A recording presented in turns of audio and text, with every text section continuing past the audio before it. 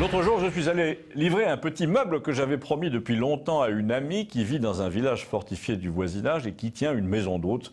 Ce qui pour elle est devenu une espèce de rente. Elle a pris sa retraite assez jeune en sortant d'une organisation internationale.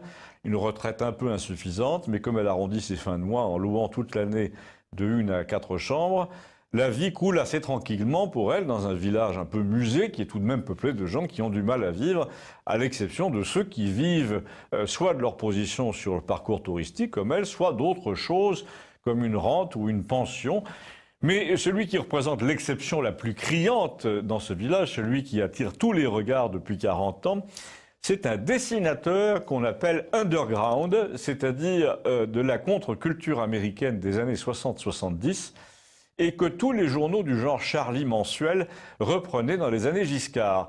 Ce dessinateur a une spécialité, c'est ce que les ados appellent à peu près le dégueulasse, avec plusieurs sous-spécialités comme la sexualité la plus crue, la remise en cause des institutions, la dénonciation des hypocrisies américaines, qui se pavanent la Bible à la main. Et donc, il publiait dans des journaux comme le Village Voice new-yorkais, un magazine assez décalé, puis aussi beaucoup à San Francisco. Mais la domination culturelle américaine est tellement grande que pour être au diapason de ce qui se faisait là-bas, nos éditeurs, nos journaux ont trouvé très bien d'en faire ce type une star mondiale d'illustration avec son discours très Welbeckien dans le genre tout est dérisoire, tout est laid, tout est sexuel, tout est foutu. Le seul problème, au fond, la seule damnation avec ce genre de bonhomme, comme avec Welbeck d'ailleurs, c'est qu'il est couvert d'argent par le système qu'il dénonce.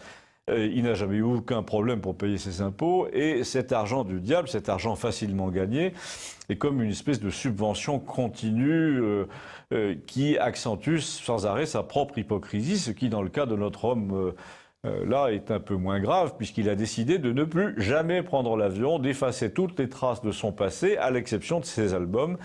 Et il ne voit donc plus que ses voisins qui sont bouchers ou fleuristes ou retraités agricoles. Il joue de la clarinette dans l'orchestre municipal. La chose intéressante dans son histoire, c'est que son côté rebelle a été racheté, pasteurisé, il n'y a pas d'autre mot, par le libéralisme sauvage. La liberté dont il s'était fait une spécialité est devenue une espèce d'antiquité intéressante. On lui pardonne ses utopies.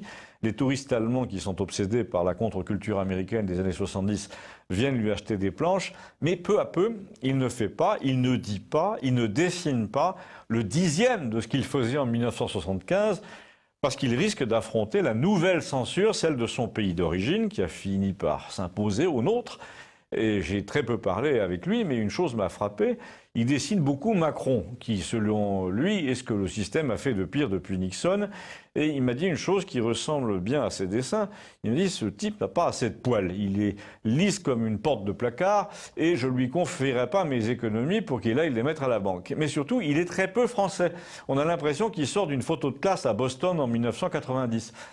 Alors là, il s'est tourné vers son voisin, qui était soudeur et qui portait une casquette. Ça se passait sous les platanes du village, devant la mairie, et il m'a dit, Roger, lui, il a l'air d'être dans son habitat naturel. Même moi, je fais des efforts. Il nous dit, il portait ce jour-là un maillot de corps du genre un peu éminence des années 70, vous savez, le genre nid d'abeille. Tandis que votre président, là, il y a un problème, c'est qu'il n'a pas l'air issu du même tronc génétique que la plupart des Français. Même l'implantation de ses cheveux n'est pas naturelle. On a l'impression d'un bout de moquette découpé. Et là, l'illustrateur en lui s'est lâché. Il nous a fait un cours sur le dessin des cheveux d'Emmanuel Macron en nous disant... Déjà, si tu veux faire le portrait d'un menteur qui vend des produits financiers douteux à des gens crédules, avec un tel dessin de cheveux, là, tu fais la moitié du boulot. Aux États-Unis, on a tellement l'habitude de ce genre de mec qu'il n'avait aucune chance d'être élu, mais là, vous vous êtes fait avoir. Tu sais ce qui m'a totalement dégoûté, a-t-il ajouté, pendant la campagne, quelqu'un a sorti une caricature qui le montrait avec un haut de forme comme l'oncle Picsou, et vos journaux de crétins, là, et même vos hommes politiques, ont dit que le caricaturiste lui avait fait un nez crochu. En fait, quand tu regardes, il a le nez qui tombe, on n'y peut rien. On ne va pas le refaire dans l'autre sens.